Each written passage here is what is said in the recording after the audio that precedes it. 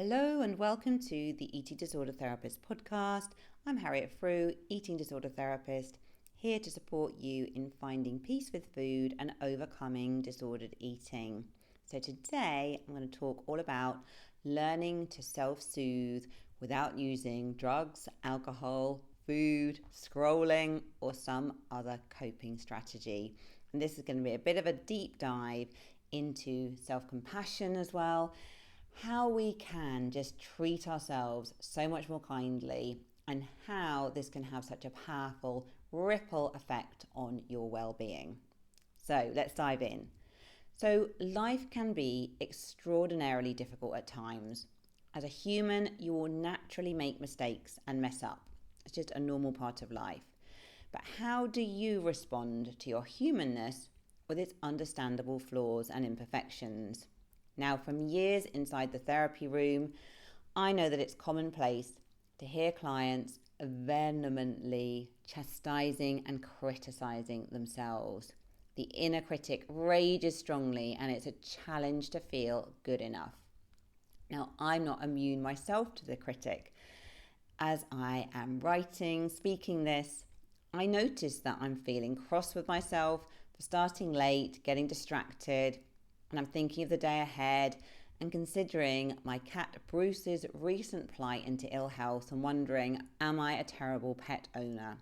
Thankfully, I'm aware of this inner voice due to years of therapy work. It's very conscious for me, so I can detach and offer myself some kind words. But if you haven't had the opportunity or privilege to engage in personal development in this way, your inner judge may be unconsciously running the show. Self-compassion involves extending compassion to yourself in instances of perceived failure, suffering, and not feeling good enough. Now, you are likely adept at extending this kindness and consideration to a beloved friend or a pet, but not so good at delivering this to yourself.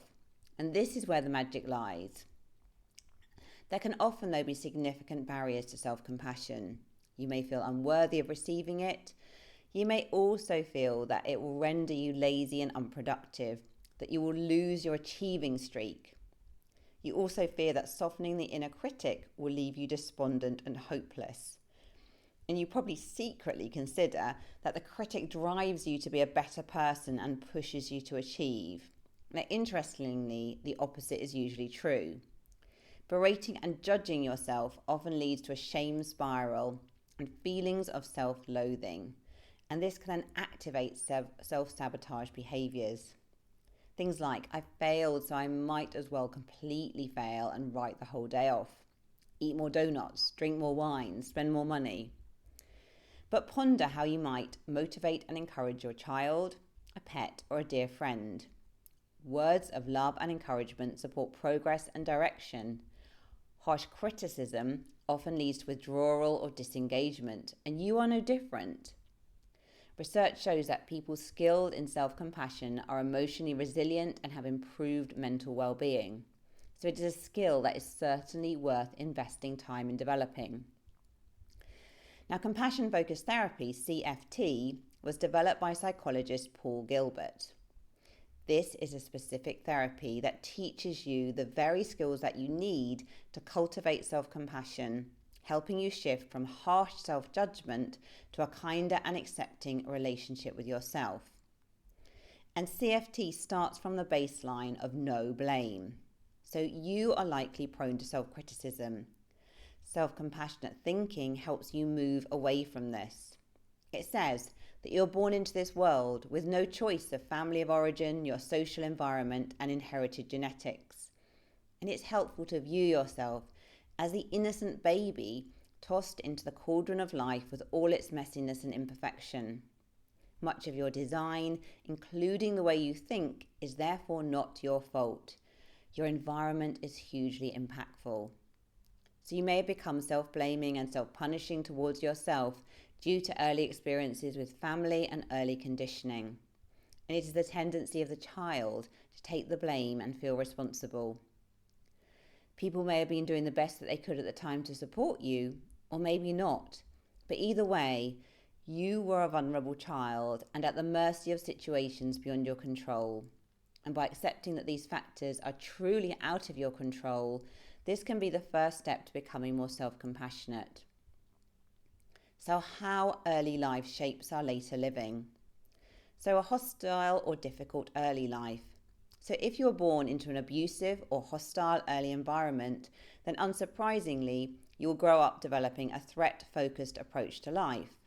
Now, this can include the more obvious big T traumas, such as physical or sexual abuse, but for many people, it's the drip impact of smaller T ones. For example, experiencing your parents struggling with their mental well-being, resulting in them being emotionally absent, or feeling left out of a friendship group at school and feeling lonely and wrong inside. The pervasive impact of seemingly minor criticisms or not feeling seen and understood can impact self-worth hugely. You may not feel safe in the world and might expect the worst case scenario to play out at any moment. In these instances, you will be hypervigilant for danger and will always be looking to flee the bear. Reflecting on your childhood, you might have developed safety strategies to cope and feel better.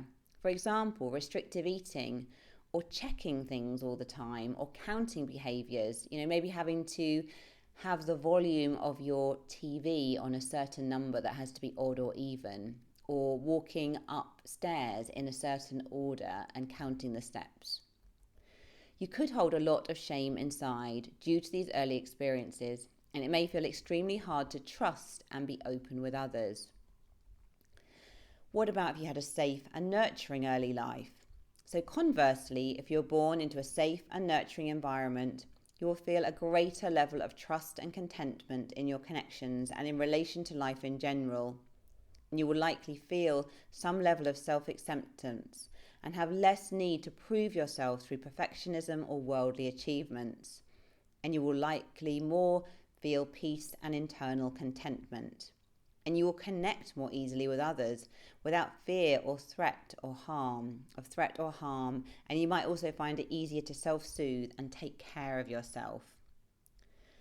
For many people, you may find that your early life was a complex mix of nurturing and challenging times. You may have some of those small T traumas. You might also have some relationships in your life which were very nurturing and caring.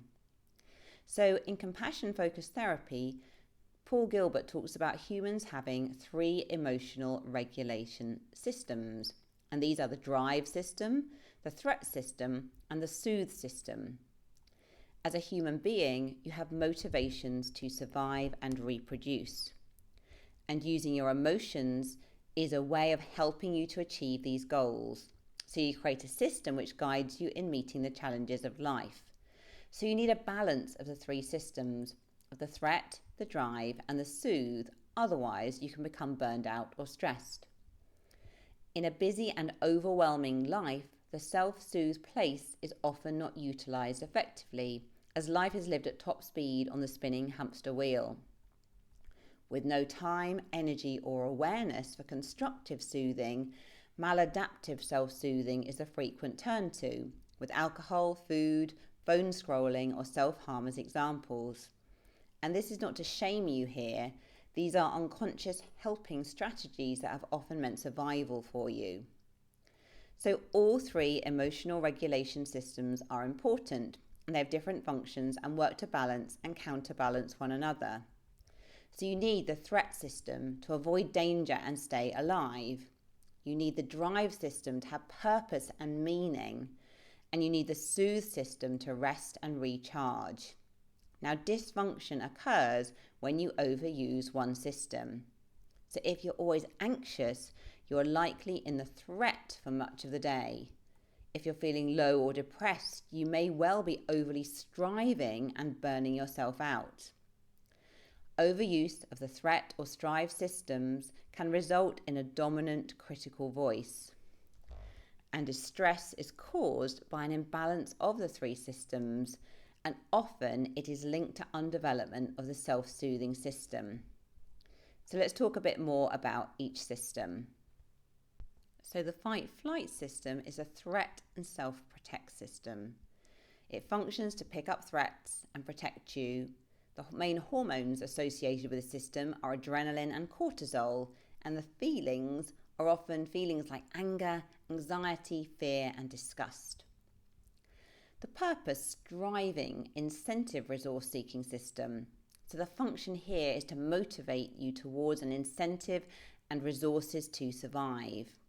The main hormone is dopamine, so it really gives you that kind of sense of purpose, like you've done something well, and the feelings of wanting, pursuing, achieving. And then the self-soothing system, soothe, care, and contentment system. So the function is to feel safe and content with the way things are. The main hormone is oxytocin, and the feelings are content, peaceful, safe, connected, cared for, and trusting. As an adult, you can learn to activate your soothing emotional regulation system to reduce the fight, flight, threat response and bring more calmness, contentment, and joy into your life. And you can learn constructive and helpful coping strategies for dealing with emotions and slowly letting go of old coping mechanisms. So where are you now? Think about and reflect. How was your early life in terms of safety and emotional support? Did you have any big T traumas? Did you have some small T traumas? Did you have aspects of your life that were safe and nurturing? Which emotional regulation system did you spend most time in? Was it in the threat? Was it in the strive? Or was it in the self-soothe?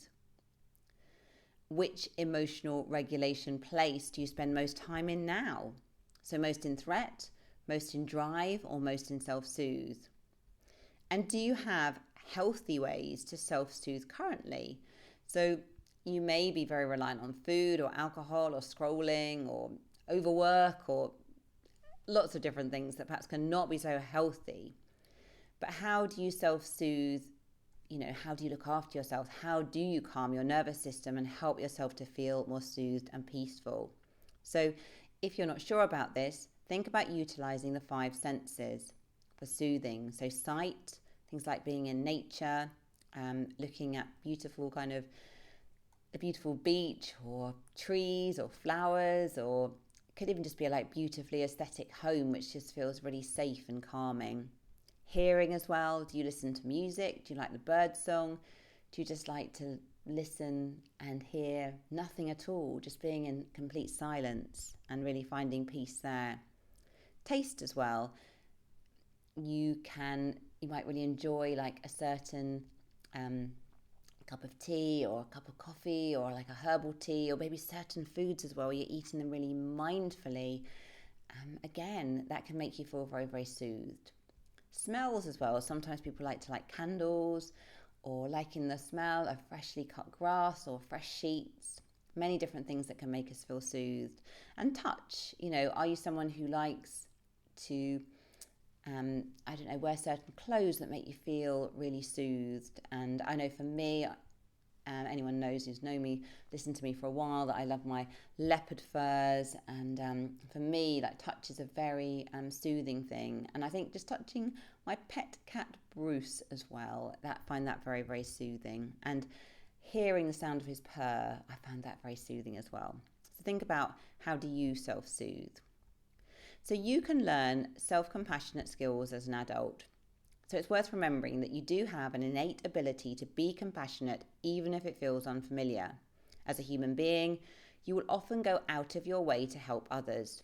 You know what it means to be kind, thoughtful, and compassionate. You're just not so good yet at doing this for yourself. I always think yet is a very good word.